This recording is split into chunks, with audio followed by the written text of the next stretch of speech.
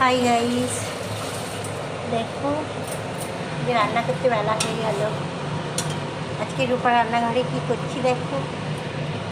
রুই মাছের ঝাল হচ্ছে, আর এদিকে আপনার পালং শাক, বড়ি দিয়ে, আলু দিয়ে, বেগুন দিয়ে, সিম দিয়ে পালং শাক, এই যে বেগুন ভাজা, আর এই রুই মাছের ঝাল হচ্ছে এখনও।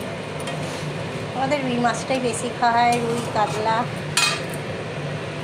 আজকে রুই মাছের ঝাল কী দিয়ে বলো তো? ধনে পাতা, কালো জিরে, টমেটো আর সর্ষে গুঁড়ো দিয়ে রুই মাছের ঝাল। আর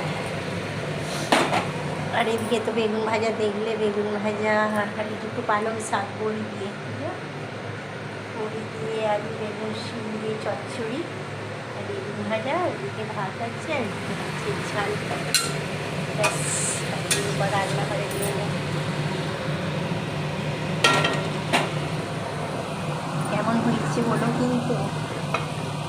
রুই মাছের খেয়ে তুলাম, চলে যাচ্ছি। টক খাওয়া হচ্ছে না রোজ, একটু রোজ টক খাই, টক না হলে ভাত খেতে পারি না। হয়ে গেল আজকের ঝাল রুই মাছের, দেখছো?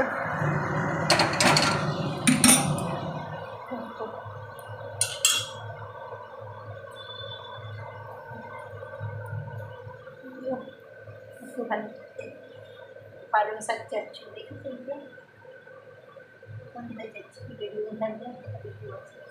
রুই মাছের ঝাল, ধনে পাতা, কাঁচা লঙ্কা দিয়ে। কেমন হলো বলো কিন্তু, ঠিক আছে?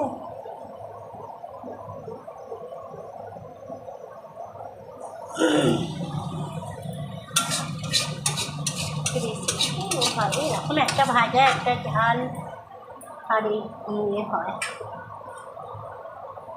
আমাদের একটু টক হলে।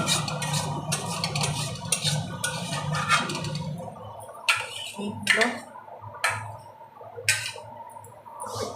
এদিকে রান্না, রোজের রান্নাটা একটা বিশাল ব্যাপার, তাই না? কী রান্না হবে, কী রান্না করা হবে, বাপরে বাপ।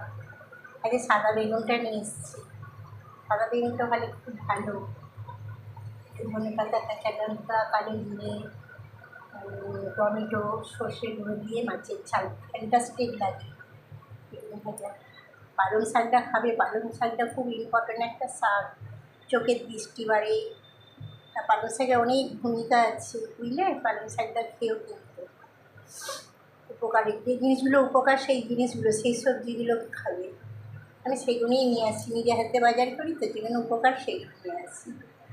তাহলে আজকের মেনুটা তোমাদের সাথে শেয়ার করলাম। কেমন হলো, ভালো লাগলে একটা লাইক কমেন্ট শেয়ার করে এগিয়ে দেবে।